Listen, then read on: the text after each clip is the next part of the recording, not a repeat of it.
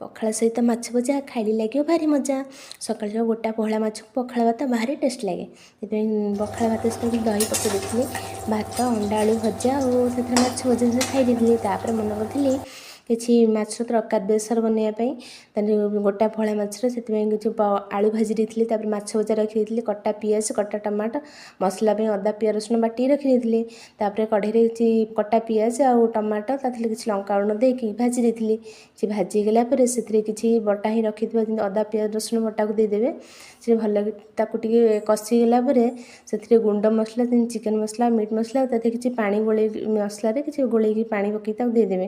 ମସଲାରେ ପାଣି ଗୋଳେଇ ଦେଲେ ମସଲାରେ ବହୁତ ଟେଷ୍ଟ ଲାଗିଥାଏ, ବାସ୍ନା ବି ଭଲ ହେଇଥାଏ।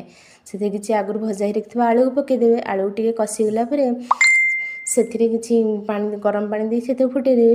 ପାଣିଟି ଫୁଟିଗଲା ପରେ ସେଥିରେ ଭଜା ହେଇ ରଖିଥିବା ମାଛକୁ ପକାଇ ଦିଅନ୍ତୁ ଏବଂ ସେଥିରେ କିଛି ଗରମ ମସଲା ଦେଇ ଗୋଳେଇ ଦିଅନ୍ତୁ। ହେଇଗଲା ଆମର ଗରମ ଗରମ